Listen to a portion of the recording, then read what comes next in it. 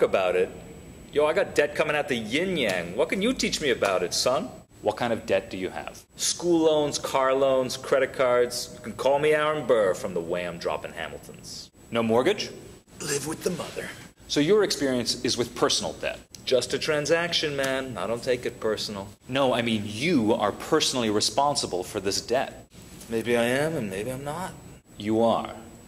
So where did you get this personal debt? Car loans from the car guy, school loans from the school guy, credit cards from the mailman. Behind many of those loans is a large institution like a bank. But there are other ways that people can incur personal debt as well. Payday lending is a common choice, but probably the most common, numerically, are simply loans between family members. Wait, mom's gonna want that money back? She's probably given up on it, but the other lenders won't. What are the terms of your loans? I spend, they pay for it. So far maybe, but soon you're going to have to pay too. And there are two bits that you're going to have to pay back. First is the principal. That's the amount that you borrowed. You've got to give that back, of course. And second is the fee you pay for the privilege to use this money when the owner doesn't have it. And that's going to be called the interest. Unsavory. A key feature of both personal and business loans is the structure of the debt. What, like my wigwam? No, we're talking about the way in which the principal and the interest have to be repaid. And there are a lot of different forms that might take. So first question we have is, how long is the maturity? Do you have 5 years to repay the principal, 10, 15, 30 years? That's one question. The other question is, how is the interest structured? Does it come all at the front? Does it come all at the back? Is it amortized over the life of the entire debt? Those are two questions to ask. There are other variations as well. Is the interest rate fixed, and did you agree on it now, and will that be true for the entire life of the debt? Or is it going to float? Well, obviously, I want as long as possible to pay it all back. Yes, that is obvious, which means, of course, that lenders know that, and if you really want it, and a lot of people want it, they're going to charge more for that. And that's generally true. If you have a 30-year loan, it's going to cost more in higher interest payments than a 5 or 10-year loan. Oh. Another important feature, if you are late or you miss your payments that you owe, are, of course, the penalties that might be added to the amount that you owe. Penalties? So this is not unlike bank lending. A lot of the same dynamics will go into it. Lenders will want to use credit scores or collateral or other ways of protecting their loan. Penalties? But in addition to personal loans, there are, of course, business and corporate loans. These often also come from banks, just like your loans. But it's also common for businesses to borrow money from individuals, like me or like you. By me? Dolce. All right, Exxon, you're gonna have to beg. No, they're not. But it is true that big corporations can borrow money either from one large institution, like a bank, or they can issue a bond, which is essentially a way of getting a loan from a lot of smaller investors. Yo, why is Exxon borrowing anything? I give them $50 a week. Even if a business has a steady flow of revenues, it might want to borrow money so that it has a big chunk of change right now that it can use to build a project that'll actually increase the amount of revenues they get in future. So Exxon, sure, it may get a lot of money from a lot of people every day of the week, but if it wants to build a huge new refinery, it might need to borrow some money today. Then it'll get the benefit of having that refinery down the line. And that's not unlike individuals too. There's a reason why when you're 18 you take out a student loan rather than waiting until you're 57 to do it then. If you borrow the money at the beginning, you might enjoy the benefits of your degree for the rest of your career.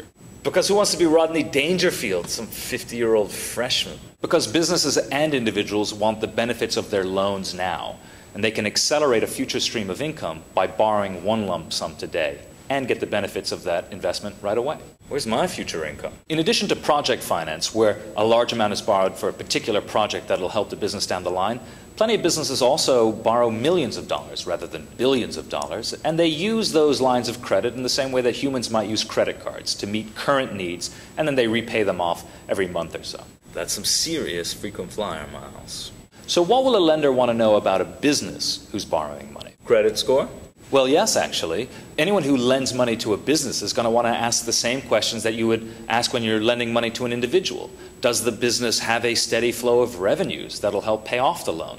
Is the loan very large in comparison to the size of the business? What's the loan-to-value ratio? And is the business already burdened with a lot of other debts? Those are similar questions that you would now ask to a business in addition to asking to any individual who wants a loan. Whoa, that's a lot of boring finance coming out of your mouth. It is a lot of finance, and any corporate loan is going to involve the disclosure of a lot of information about all aspects of the business, particularly the financial health of the business. In addition, the terms of any corporate loan could be pretty onerous. They might involve vetoes.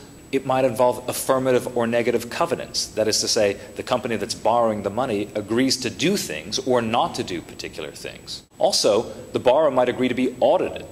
And there might also be a question about whether the loan is negotiable, that is, whether it can be given from this particular lender to another lender to collect. So there are a lot of different terms that go into a corporate loan. That's a lot of restrictions. Let's talk about the most important feature of corporate debt, its priority.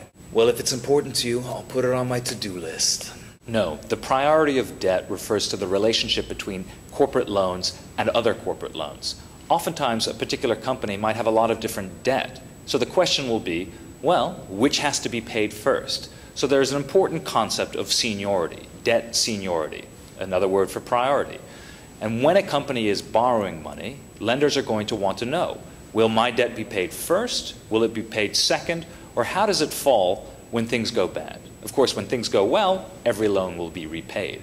But if a company does poorly, it may not have enough money to satisfy all of its debts. So this question of priority or seniority or subordination is going to answer the question of who gets paid first and how much.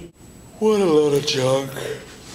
Yeah, that's right. Actually, the most junior, the most subordinated kind of debt is called junk debt. It may sound like a terrible investment, but of course, and this is true all along, the riskier the debt, the lower the likelihood that it'll be repaid, the more people are going to have to pay in order to get people to give those loans. So junk bonds have a high risk of default, but they also pay very, very high interest rates. Also, once you step outside of debt, all debt has priority over repaying the equity holders. What's equity?